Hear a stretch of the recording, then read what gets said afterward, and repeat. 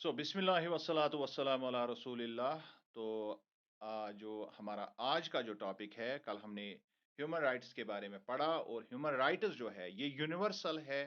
इसके बारे में कल हमने जो ज़िक्र किया उस कुरान की आयत के बारे में, वलक़द कर्रमना बनी आदम व हमलनाहुम फिल बर्रि वल बहर व रज़क़नाहुम मिनत तय्यिबात व फ़द्दलनाहुम अला कसीर मिम्मन खलक़ना तफ़दीला। यहाँ पर जो फ़ज़ल की बात की गई है, ये फजल की बात किसी कौम से खास या मुख्तस नहीं किया गया है। ये अखस नहीं है, ये अम है। अखस का मतलब होता है किसी चीज को खास करना किसी दूसरी चीज के लिए, लेकिन अम का मतलब होता है आम लोगों को फजीलत अता करना। और जैसा कि मैं अभी इंट्रोडक्शन में आपसे बात कर रहा था कि ये चीज जो है, ये फजीलत जो है, ये सहारा डेजर्ट में पुरानी तरज की जिंदगी गुजारने वाले जो आजकल वहां पर बदवी लोग रहते हैं, ये उनके लिए भी है। और जो हाई सिविलाइजेशन इस दुनिया में है, ये उनके लिए भी है।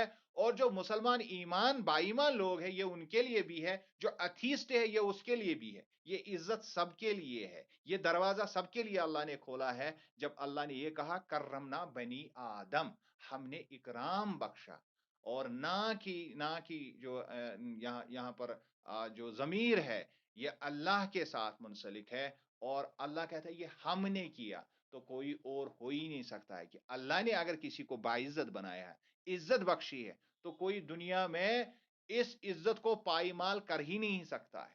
और आगे फरमाया है कि बनी आदम, यानी आदम की सारी औलाद इसमें शामिल है।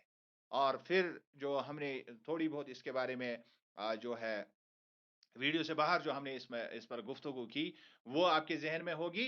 अब आगे मैं इसकी इम्पोर्टेंस आपको बताऊँगा कि ज़रूरी क्यों है ये कि हम राइट्स की बात क्यों करें, हम हुकूक की बात क्यों करें और इस्लाम का इसके बारे में जो है, किस कदर अहमियत है, इस्लाम किस कदर इन हुकूक को अहमियत बख्शता है। Let us C now. Following are some facts that highlight the importance of human rights in Islam.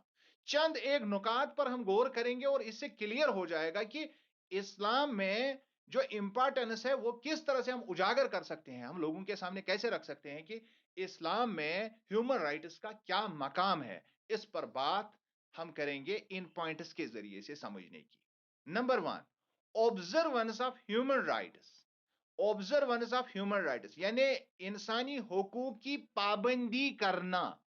Observance का मतलब होता है पाबंद हो जाना, अपने आप को पाबंद करना। Observance of human rights in Islam is included in the obligatory duties, जिसको हम फर्ज बोलते हैं। ये ऑब्लिगेटरी ड्यूटीज में शामिल है इंसान की, कि इंसान इंसानी हुकूक की पासदारी करे, इसकी पाबंदी करे, वो ये फलांगे नहीं। ये पहली बात। Number two, Islam has the first written constitution in Medina known in the annals of history as Misaki Medina. आपने भी कभी कभार इसके बारे में सुना होगा।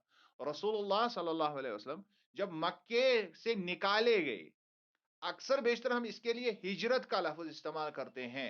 और कुरानी तारीखी एतबार से भी और कुरानी एतबार से इसको हिजरत ही कहते हैं। और हिजर का भी एक इसकी एक अपनी एक जिसको हम कहते हैं अपनी कनोटेशन है अरबिक में। लेकिन यहां पर हिस्टोरिकली अगर हम इसको समझने की कोशिश करेंगे तो रसूलुल्लाह सल्लल्लाहु अलैहि वसल्लम को मजबूर किया गया मक्के से निकलने के लिए। मक्के से निकलने के लिए उन्हें मजबूर किया गया और फिर जब वो मक्के से निकल आए, उसको उन्होंने खुद से वो डिसीजन लिया, अल्लाह ने परमिट किया, तो that is why it converted into हिजरा, otherwise it was pressurised. They were force, they were actually वो उनको वहां से निकाल दिया गया था। उनके साथ सख्तियां की गई थी, उनके उनके साथ बहुत ज्यादा एक एक तरह से बुरा बर्ताव हुआ था। तो ये सारी चीजें जब हम दिमाग में लाते हैं, और उसके बाद यही शख्स जब जाता है दूसरी जगह, तो वहां अल्लाह इसको मकाम अता करता है कि ये उस दूसरी जगह का सरदार बन जाता है।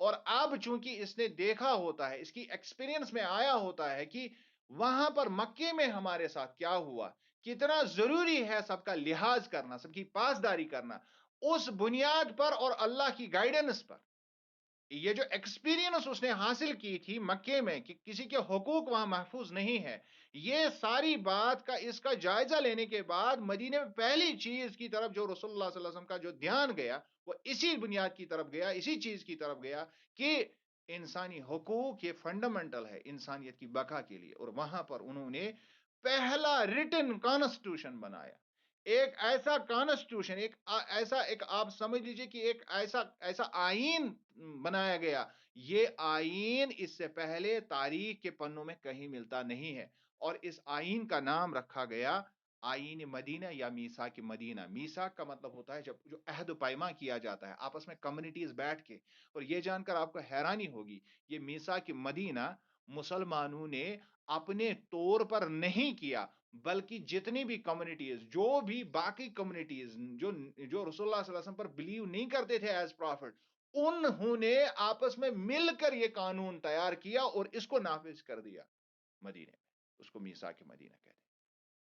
تو یو کین انڈرسٹینڈ کہ انسانی حقوق کی پاسداری کے لیے پہلا قدم تاریخی اعتبار سے بھی یہ ہے، اور رسول اللہ صلی اللہ علیہ وسلم کا ایک تاریخی مشن بھی ہے یہ۔ اور اب مسلمان آج کے دور میں یا کسی بھی دور میں اس بات سے قطع نظر کبھی نہیں کر سکتے، اس بات سے کنی کبھی نہیں کاٹ سکتے، وہ انسانی حقوق کی پامالی کر ہی نہیں سکتے۔ ہم اس نبی کے دیوانے ہیں جس نبی نے پہلا کام مدینے میں جا کر یہی کیا کہ انسانی حقوق کی پاسداری، سب کو ان کا حق مل جائے، سب اپنے اپنے مذہبی فرائض انجام دے سکے وداؤٹ اپریشن، اور یہ میثاق مدینہ۔ Then, number 3 is teachings of Islam designates that forgiveness and salvation is directly related to fulfillment and adherence to human rights. That is حقوق العباد.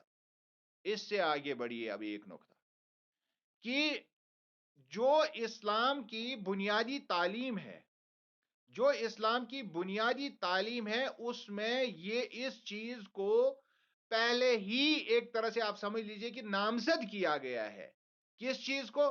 کہ انسان دوسرے کو فارگیو کرے، بخش دے، عافیت کرے، درگزر کرے، یہ ڈائریکٹلی ریلیٹڈ ہے انسان کی فلاح و بقا کے لیے، انسان کی نجات کے لیے۔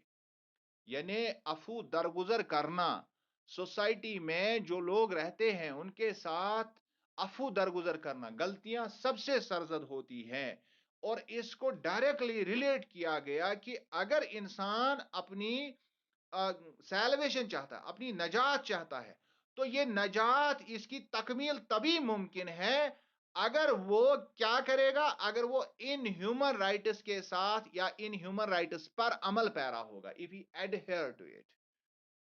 اور حقوق العباد کے ساتھ جب تک انسان وابستہ نہیں ہوگا اس کو کبھی بھی اس کے نجات کی تکمیل ناممکن ہے۔ وہ نجات کی تکمیل کا مطلب یعنی اس کو جنت نہیں ملے گی جب تک وہ حقوق العباد وائلیٹ کرتا رہے۔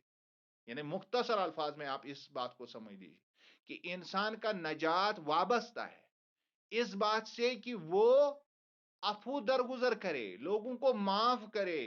کیوں؟ کیونکہ حقوق العباد ہی اصل میں مصیبت بننے والے ہیں آخرت میں، اس کے بغیر سیلویشن ممکن نہیں ہے جب تک آپ حقوق العباد پورے نہیں کریں۔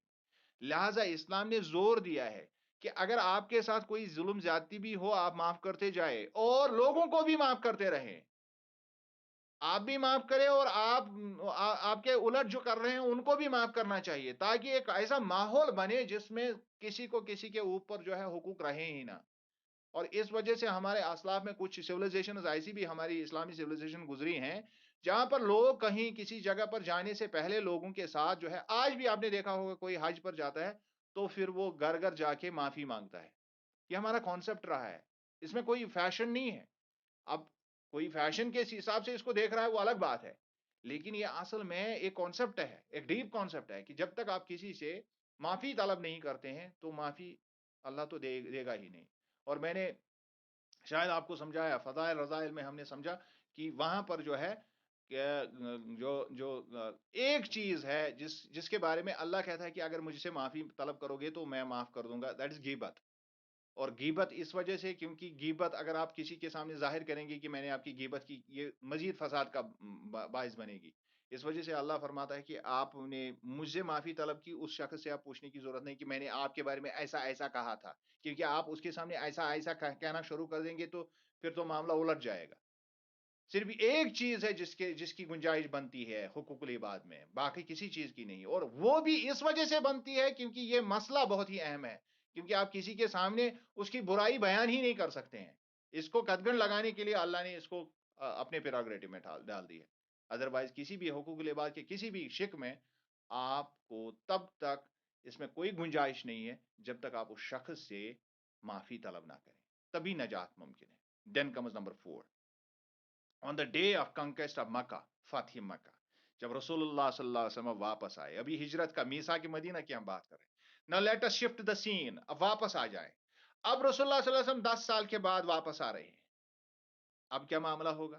اب وہ لوگ جنہوں نے مجبور ہو کے، جنہوں نے ان پر ظلم ڈا کے ان کو یہاں سے چلے جانے کے لیے مجبور کر دیا تھا، اب یہی لوگ انہی پر رسول اللہ صلی اللہ علیہ وسلم نے فتح حاصل کی، اور اس واقعے کو فتح مکہ کہتے ہیں۔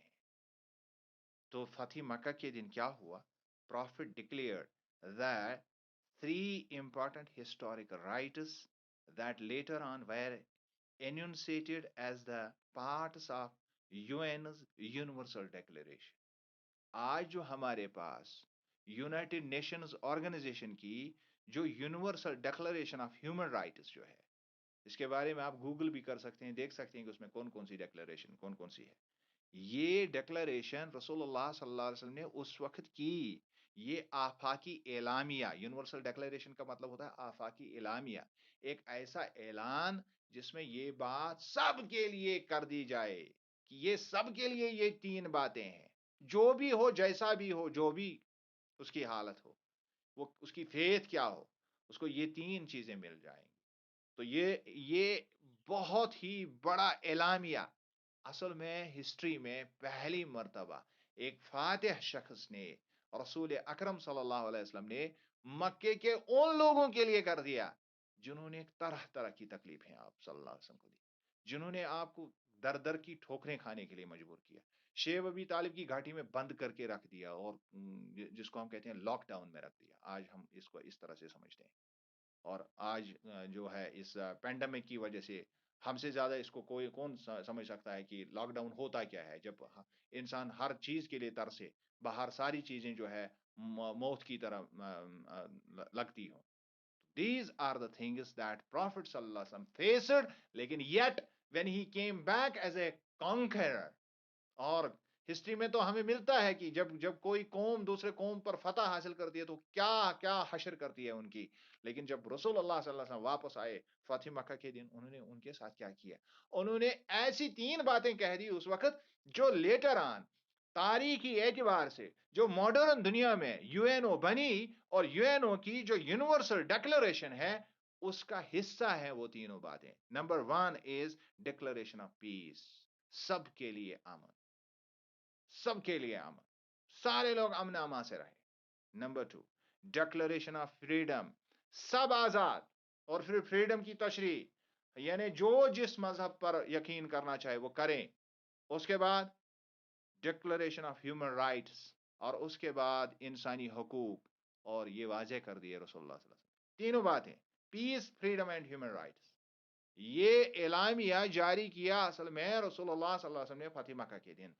کن کو کر دیا؟ کن کے سامنے یہ ڈکلریشن دی؟ کن کے سامنے یہ اعلان ہوا؟ وہ لوگ جو آپ صلی اللہ علیہ وسلم کو اس صفحہ ہستی سے مٹانا چاہتے، جو اس کے آرچ رائول تھے، جو اس کے جانی دشمن تھے، ان کے لیے یہ کر دیا۔ تو دوستوں کے لیے، اپنوں کے لیے تو بات ہی نہیں ہے۔ تو ہم اپنوں سے بیگانے ہو گئے تو غیر ہم سے کیا امید رکھ سکتے ہیں؟ Number 5 Islam appreciates fulfillment of rights instead of demands of rights۔ اب دوسری طرف امپورٹنس اس کی اتنی ہے کہ اسلام اصل میں جب ہم یہاں بات کرتے ہیں کہ ہیومن رائٹس کو ادا کرنا چاہیے، لیکن اسلام اپریشیٹ اس بات کو کرتا ہے کہ یہ رائٹس ادا کیے جائیں، مانگے نہ جائیں، یعنی یہاں ادا کرنے پر زور ہے۔ مجھے ٹھہرایا گیا ہے ذمہ دار کہ میں دوسرے حقوق کی پاسداری کروں، وہ کرے یا نہ کرے مجھے اس سے کوئی غرض نہیں ہے۔ مجھے کہا گیا ہے کہ آپ اپنی طرف سے مجھے اپریشیٹ اس بات پر کیا جائے گا اسلام میں، جب میں دوسرے کے حقوق کی پاسداری، ان کا لحاظ کروں، میں اس کو حقوق دوں، چاہے اس نے مجھے دیے ہیں یا نہیں دیے ہیں۔ اس بات کو اسلام اپریشیٹ کرتا ہے، نہ کہ آپ ڈیمانڈ کریں رائٹس کو تب جا کے ملیں آپ کو۔ اسلام کا یہ کانسیپٹ نہیں ہے کہ رائٹس پہلے ڈھونڈے پھر ملیں گے، نہیں، یہاں دیے جاتے ہیں rights. It has elevated human rights from a status of rights to that of necessities، کیونکہ اسلام رائٹس کو رائٹس نہیں، رائٹس کو حقوق نہیں، ضرورتیں تسلیم کرتا ہے۔ اسلام سمجھتا ہے کہ ان کے بغیر انسان پنپ ہی نہیں سکتا، ترقی ہی نہیں کر سکتا، یہ اس کی ضرورتیں ہیں، یہ اس کے صرف حقوق نہیں بلکہ اس کی ضرورتیں ہیں، ہمیں ایز نیسیسٹیز ان کو پورا کرنا ہے، and to the level of duties and obligations. اور جس شخص کے پاس یہ رائٹس ہیں، جو یہ دے سکتا ہے، اس پر یہ ڈیوٹی ہے، فرض ہے کہ وہ یہ دوسرے کے حقوق ادا کریں۔ Then comes the sixth, the last sermon of the prophet at حجۃ الوداع۔ اب آئی بات، تینوں چیزیں میں نے کہی، ہجرت، ہجرت کے بعد واپس فتح مکہ، اب فتح مکہ کے بعد حجۃ الوداع، اب آخری موقع ہے رسول اللہ صلی اللہ علیہ وسلم کا۔ اب اس میں کیا ہوا؟ The last sermon of Prophet صلی اللہ علیہ وسلم، حجۃ الوداع is the universal declaration of human rights۔ اس میں تو بالکل اب کلیئرلی رسول اللہ صلی اللہ علیہ وسلم نے ہیومن رائٹس کی بات کر دی، اور انشاءاللہ اس پر ہم بات کریں گے آگے۔ While mentioning human rights, Islam crosses the boundary of justice and goes up to the level of ihsan۔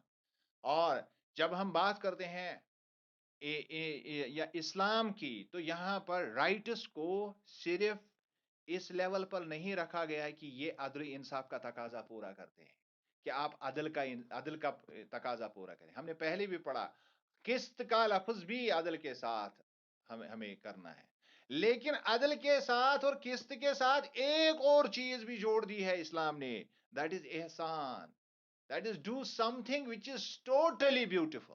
ایک ہے آپ نے کسی کے حقوق ادا کر دیے، دوسرا ہے آپ نے قسط کر دیا، اس کو پتہ ہی نہیں تھا کہ یہ اس کے حقوق ہیں لیکن آپ نے دے دیے تو قسط کر دیا۔ لیکن ایک اور چیز ہوتی ہے کہ آپ نے احسان کر دیا، اس کا حق ہی نہیں تھا تب بھی آپ نے اس کو دے دیا، دیٹس احسان۔ This is human rights in Islam۔ We cannot find this anywhere in any مطلب شریعہ، کسی شریعہ میں نہیں ہے۔ لیکن اب اس پر کیا کہیں کہ اگر کوئی ان چیزوں کو ڈسٹارٹ کرتا ہے، لوگ اس سے مطلب بے بہر ہیں، لوگوں کو یہ پتہ نہیں ہے، کیونکہ ہم پتہ نہیں کن کن چیزوں میں پھنسے ہوئے ہیں، لوگوں کو اصل تعلیمات سے دور رکھا جا رہا ہے، اور پتہ نہیں لوگوں کو کیا کیا پروسا جاتا ہے، ان کو کیا کیا کھلایا جاتا ہے اسلام کے نام پر۔ I don't understand that۔ So the Quran portrays this، اور یہ قرآن نے فرمایا اس کے بارے میں، indeed Allah ordered justice، اللہ نے عدل کا، اور وہاں پر اس کے ساتھ کہا ہے and good conduct، that is احسان۔ ان اللہ یامر بالعدل والاحسان وایتاء ذی القربى وینہی عن الفحشاء والمنکر ولذکر اللہ اکبر واللہ یعلم بما، مطلب I cannot explain قرآن، مطلب I simply baffle، مطلب میرے دماغ میں مطلب دماغ بیٹھ جاتا ہے جب میں قرآن کے ان الفاظ کو دیکھتا ہوں کہ کس طرح سے اللہ نے کوٹ کوٹ کے برائے انسان کو کہ اب انسان کی عزت کرے، انسان کی عزت کرنا سیکھے، دوسروں کے حقوق کی پاسداری کرنا سیکھے۔ آپ لیٹ گو، اگر آپ کے بس میں ہے، آپ کی دسترس میں ہے، کسی کے حقوق ہیں یا نہیں ہے، آپ احسان کرو، چھوڑ دو، معاملہ ختم۔ ایسا کرو کہ لوگ سمجھیں کہ he has done something beautiful، ایسا کرو۔ Then comes the number 8۔ The basic teachings of Islam is that every person is under obligation to realize the rights of others۔ Basic بنیادی تعلیمات میں یہ ہے کہ سب لوگوں کو اس بات کی پاسداری کرنی ہے، پابندی کرنی ہے، یہ سب پر فرض ہے کہ وہ دوسروں کے رائٹس کو کراس نہ کرے، لمٹس کو کراس نہ کرے، بلکہ ان کو ریئلائز کیا جائے، دوسروں کے رائٹس کے لیے کوشش کی جائے کہ ان کو رائٹس ملے، حقوق ملے، ان ایوری پاسبل وے، ہر طرح سے اس میں کوشش کی جائے۔ Then comes the ninth point۔ Islam enforces to perform the rights of others instead of demanding the rights۔ اسلام اس بات کی طرف تلقین کرتا ہے کہ دوسروں کے رائٹس کو ادا کیا جائے، اس بات تک انتظار نہ کیا جائے کہ وہ رائٹس کے لیے ڈیمانڈ کرے، بلکہ پہلے سے ہی اس کے رائٹس ادا کیے جائے۔ یہاں تک کہ ہم نے اس سے پہلے تو ہم نے کہا کہ رائٹس کو چھوڑ دیجئے، احسان کر دیجئے، آگے بڑھیے۔ Do something beautiful than adl. Do something beautiful than kist. Do something beautiful than ihsan. मतलब डिग्रियां ही डिग्रियां आगे. यानी कभी अल्लाह कहता है कि अदल मिनिमम लेवल अदल कहा गया, फिर उसकी मैक्सिमम लेवल किस्त कहा गया है, और फिर इसकी अल्टीमेट लेवल एहसान कहा गया है. Do something which is beautiful for humanity. Do it. Do it at your own. कोई आपसे ये मांग रहा है या नहीं मांग रहा है, डू इट. आपने किसी को कर्जा दिया है, अब कर्जा उसका वापस करना जो है अदल है, आप उसका तकाजा कर सकते हैं. आप किस्त कर रहे हैं, आप उसको मौका दे रहे हैं, तो ये किस्त है. आप उसको आहिस्ता आहिस्ता मांग रहे हैं, आप उसको चांसेस दे रहे हैं, लेकिन आप उसका कर्जा ही माफ करते हैं, ये एहसान हो गया. This is how Islam explains it. हमने क्या कर दिया है, आई डोंट अंडरस्टैंड. मुझे रोना आता है इस बारे में. Then comes the 10th one. Islam left no field of human affairs to retreat or rebuild human life on best ideals and better. अगर हुकूक की बात कर दी जाए तो इस्लाम ने कोई ऐसा मामला छोड़ा ही नहीं है जहां उसने ये कोशिश की है. वो उसने हर बार ये कोशिश की है कि इसको दोबारा से पीछे से फिर से इसको तामीर कर दिया जाए. जो इमारत ढह जाती है कभी कभार समाज में हुकूक की जो पासदारी नहीं होती है, इस्लाम हर मर्तबा ये कोशिश करता है कि इसको रिबिल्ड किया जाए, ह्यूमन लाइफ को फिर से तामीर किया जाए. और किस पर तामीर किया जाए? उन नजरियात की बुनियाद पर जो सब के लिए एक नमूने की हैसियत रखता हो. ये इस्लाम का आफाकी पैगाम है राइट्स के बारे में. And now I stop here. If you have any query, any misunderstanding regarding anything about Islam, you can ask me any question.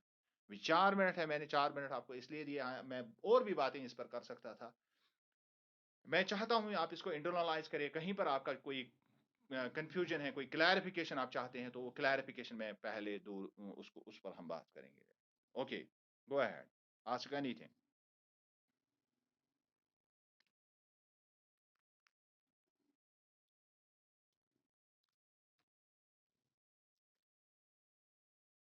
Yes,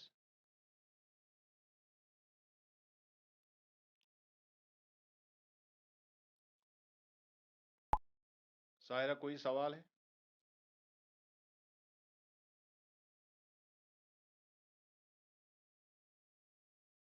खामोशी.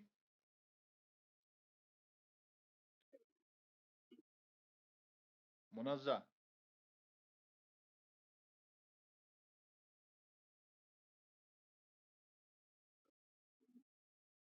मुस्कान.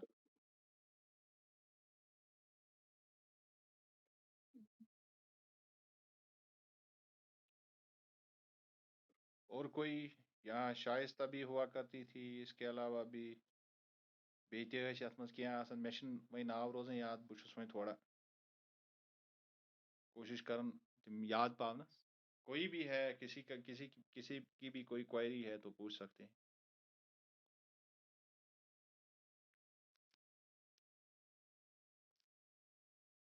कोई कमेंट करना चाहता है इस पर जो अभी तक हमने